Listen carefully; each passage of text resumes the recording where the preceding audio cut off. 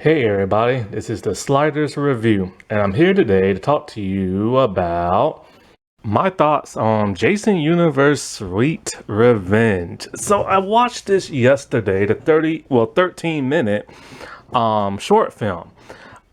I saw the trailer a while back. I forget how many weeks ago it was, but this completely just flew under my radar because I knew at some point they was gonna make a Crystal Lake television series, and then they didn't.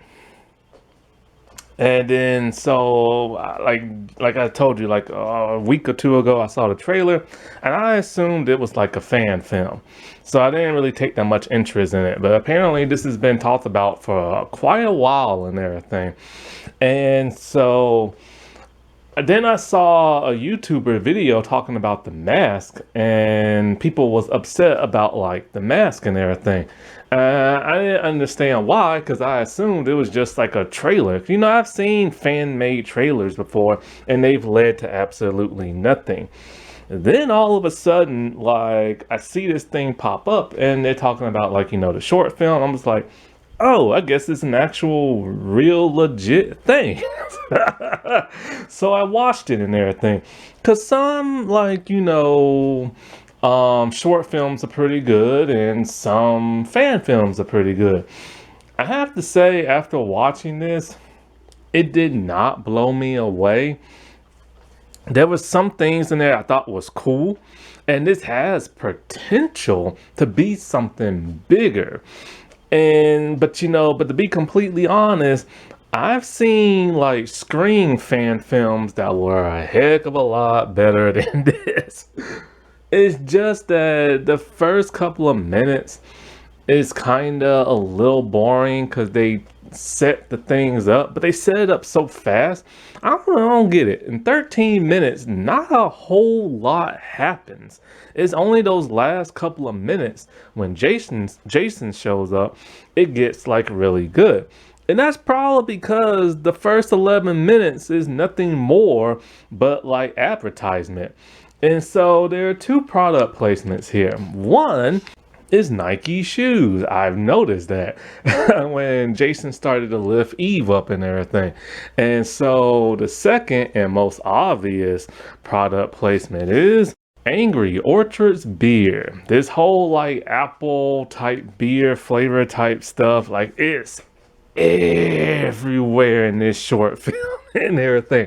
And it's you can't, the first couple of minutes, you see her holding the beer can, and you see her blowing into it. And I'm just like, what the heck is going on?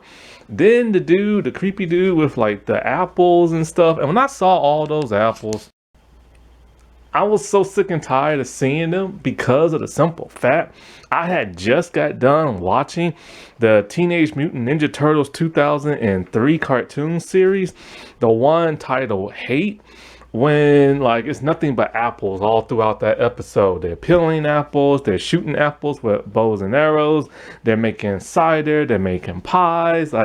I was sick to death of apples earlier that day, and then later that night, here are more apples. But it pays the bill, so they had to do it and everything. But this is basically using the IP of Friday the 13th just to advertise beer. I just don't get it. You know what I'm saying? But anyway, this short film has divided the fan base. Now, when it comes to me, I am not a fan of Friday the 13th. About 20 years ago, I tried to watch Jason X, and I could not finish it. Then last year, I started watching the movies. I liked the first one for the most part. I thought that was pretty good. But the second and third, I just could not finish. There's way too much dialogue with the characters, and I don't care about that. So what I did was just skip to the third act when Jason starts doing his thing. And so, but one day I'm going to go back and try to watch those movies. Because I do want to watch some of those classic, hot slasher type movies. And Friday the 13th is one of the major ones and stuff. And so, because of that, I've just never really been like a fan. So it doesn't divide me because of that. However, when I started watching certain aspects of this movie, the first thing that popped in my head was, oh, people are going to complain. Not because of the mask and not because of the lack of stuff that happens in this video, but because they're going to scream woke. And yes, they did and everything. There's some people who said, oh, this thing is too woke and blah, blah, blah, blah, blah. And so what exactly were they complaining about? Well, basically, there are no white male leads in this whole short, like, video or short film, I should say. Like, the main female, the final girl, is a female. Duh, that's how that's how all slasher like movies are. There's a final girl. But this final girl is white, but of Greek ancestry and everything. And so then of course you have like her fiance. He's half black. You have the best friend who's like a floozy. I I don't know what race she is, but clearly she is something. Maybe a little Latino, maybe a little Asian mixed in there, maybe a little something something. I don't know what. And as for the two white dudes, it's just their friend who barely gets any screen time, and he's a bumbling idiot with his pants down as he's coming down the steps. And it's like, what was he doing when the other two was on the couch getting busy? Was he just asleep or something? Then the main white dude is the old guy with the apples who reopened the campsite, and he's just an old creepy perverted man who is spying on Eve when she's in her bikini. So because you have the bumbling white idiot and the pervy old white idiot, this is modern Hollywood, something that's been going around for about like a decade or so. And so because of that, they have to scream woke and everything. And to that, I'm like, look, slasher movies have been around for the better part of 40, 50 years, and they've been nothing more but a predominantly white cast. Get over it and everything. Like, get over it. Now, in terms of the mask, because I've never really sat down and fully watched the Friday the 13th movie, I have no say on the mask. I will say the new mask is a little lackluster. It needs more holes. There's just something odd about it. I don't know what it is, but it's just something off. Now, this is because supposedly legal issues and stuff. It wasn't allowed to have many holes. The eyes had to be different. The little red marks had to be different. But Jason's mask has changed with every freaking movie. Some good, some bad, some horrible. So a lot of the hardcore fans are taking issue with this. Personally, it could have been worse.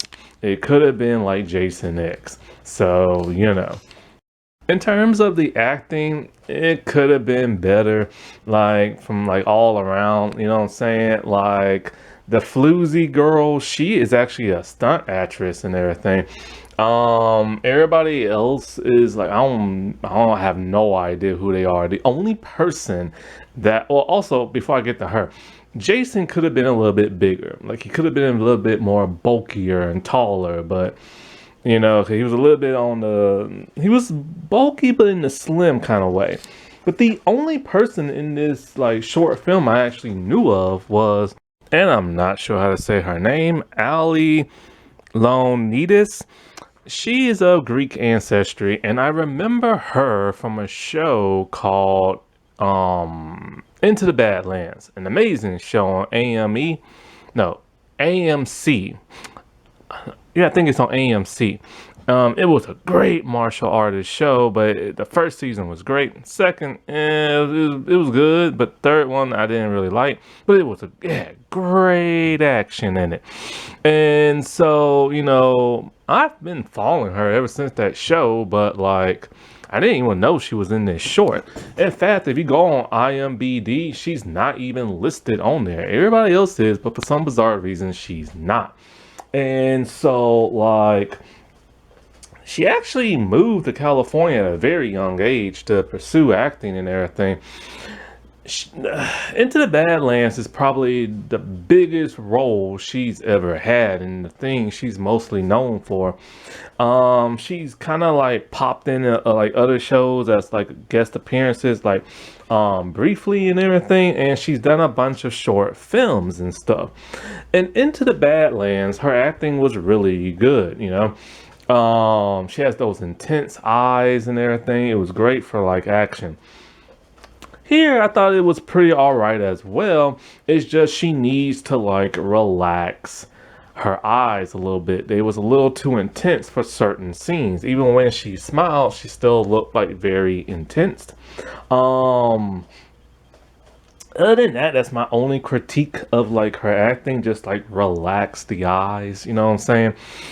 Because she has those very, very like piercing, strong, sharp eyes, and those really dominant eyebrows that I'm jealous of because I'm getting older and my eyebrows are like disappearing. So I'm very jealous of her eyebrows and stuff. Whether or not she can lead her own project, that's debatable. You know what I'm saying? Now, as for her and her fiance, I felt no chemistry between those two. Like, I'm sorry, I just didn't. Like, I could never guess that those two were even like dating. So Mike P. Nelson is the one who wrote and directed this, and apparently, this is like I said before, a legit thing. Now, I've never seen none of his projects. He did Wrong Turn, I think, like the reboot or something. Never saw it, but like this is supposed to be like a legit thing. And if they continue with this, they need to spruce it up a little bit more because within 13 minutes of this short, I am shocked that really not a whole lot happened. And I mean, not a whole lot. But they could actually turn this into a franchise if they're smart. What I would do is I will make this into a streaming show. I will have anywhere between 6 to 10 episodes, 10 at the most, and each season will depict a different decade. And so the first season will have little Jason at summer camp, and we see him interacting with everybody. We see the camp counselors not really paying attention, and then we see him drown. Then in the second season, it will be like the first movie. A couple of years have passed, those same counselors are there, and we see Mrs. Voorhees and everything seeking out her revenge. Then like they could change it up. Like they don't have to be exactly like the movies. She could live at the end of that movie. Then we see Jason coming out the water and we see her teaching him, grooming him to get his revenge. In that third season, that's what we'll see. And so, you know, and he's getting it at a very young age. Then at some point she dies because he becomes too powerful and a little too arrogant, or maybe somebody kills her. Why not? Fourth season, it'll be kind of like the second movie. He's older, he's bigger, and he's just like slashing and gashing. Then, you know, that could be set like, I don't know, 80s, 90s, something like that. And then for the final season, you can do what they did in this movie. Reopen the campsite. He's just still around lurking, looking for revenge, this and that. So it starts off with a group of friends. We have Evie, our main character, and she's with her friends and they're heading out to the campsite. We get a voice monologue narration from her, and we get to see her with her friend who's like a floozy, and she's wondering why her boyfriend picked her after all these other girls and stuff like that. Right off from the bat, you can tell her fiance kind of has a thing for the friend, and she can kind of notice that too. So she's not really all that happy and excited being there. They meet the old dude who's gonna like reopen the thing. Then you have Eve trying to spark up her relationship with her fiance, wanting to go out to like the lake and stuff like that. And, you know, and he's all like, oh no, I can't, I gotta do this and blah, blah, blah, man bun and all. And so you can tell he's not interested for some bizarre reason. Evie's like holding her Angry Orchard's cider beer and everything. And she's talking to the creepy old dude, and he's talking about, like, he's reopened the thing and some bad memories here and there. We see her out and about in her bikini, and she's getting spied on by the creepy old pervy dude. Then she's out in the lake on like a boat and everything, and so you can kind of guess what's gonna happen. Then Jason's gonna like drag her underneath. And then all of a sudden, she comes out the water and it's night. Now, when she was on the boat, it was dim and it's now night. And as you can see, her skin is a little discolored. Her eyes look kind of sunken in. Something is up with her. But like, I first didn't notice that when she got out. I just assumed because she was cold and freezing in the water. And I assumed she was just swimming like in the lake, trying to get back to like, you know, surface and everything, land. And so after that, she makes her way to the old creepy dude, but somebody has killed him. And as I started to notice, as she went past the rest of the campers and stuff, and they're slashed and gassed open, and yes, that's some pretty good prosthetics. I do like the cinematography. I like the music. I like the dark vibe. I like the shadows. I love, like, that kind of fog light type look they have. But then I started to notice her skin color started to get more and more grayish. And I'm just kind of like, is she sick or like what? Like, what the heck is going on with her? Well, Jason shows up and throws her through the window as she's seeing her fiance and her best friend making out. Jason does this really cool thing where he takes like the motor propeller from like the boat and he just like runs it through the face of like her fiance. Then he takes a piece off and throws it at the other friend, all while like, chasing like after the girls and stuff. But then he stabs Eve, and I'm just like, oh crap, she's not the final girl after all, because she's the biggest name in this whole production and everything. Then he goes after the friend, and he takes that I guess it's like the metal stopper to like the sink, and he wedges it in her right eye. But then something weird happens. Eve is still alive and she's pulling the machete out her like stomach. Then she takes it and stabs Jason through the chest. And I'm just kind of like, how the heck did that happen? And I'm just like, there's no possible way. So she runs outside and then she gets in the car with her friend and drives off. And I'm just like, oh, wait a minute. Last year, I think it was last year or 2 years ago, I read Jason some type of zombie. So after seeing the movies and him being a zombie and all this other stuff, I figured after she's in that same lake, she must have got zombified, and this is why her skin is discolored. So then she kills her friend, and her and Jason just stare each other down as they're about to square off, and then it goes to black. And all I could stop and think about is, this is gonna piss folks off when they realize she's kind of zombified like Jason, and she's gonna square off against him. Because even if she is zombified, she's a heck of a lot smaller and skinnier than Jason, and I doubt she's gonna be a match for him. And while I get the idea, it's not needed, at least not now. You know what I'm saying? Because people just want to see Jason. It was kind of like that thing in Halloween with the last movie where you had like that guy becoming kind of like the new Michael Myers. People did not want to see that. It's not like Scream where you can just have like a different killer, because that was something set up from the very beginning. As for I Know What You Did Last Summer, Ben Willis, like, son was his accomplice, so that kind of made sense. But then you have the newer movie where there's two killers because they were just trying to copy Scream again. And here is just one of those things that's just not needed. You know what I'm saying? It's gonna irk off the fan base. one of those things where people gonna feel like, oh, they're trying to replace Jason and everything. Now, if this would have been like multiple movies with her constantly surviving just because she's a smart final girl, or another character, or a show, multiple seasons, and then in the last movie or the last show, then they wanted to zombify her and take on Jason. Okay, fine. That would have been earned then because she survived so many seasons or movies or whatever. You know what I'm saying? But to tell you the truth, I am shocked and surprised. Friday the 13th hasn't been made into a television show yet. Yes, there was one, but it was a completely different thing, unrelated to the movies. But seriously, like I said before, how hard could it be to make a camp television show where you have all this like adult and kid or teen drama, and then all of a sudden there's a slasher that just happens to pop up? That should be the easiest, cheapest show to make, and they came close to doing it, but they dropped the ball. So, for the most part, I thought this was interesting.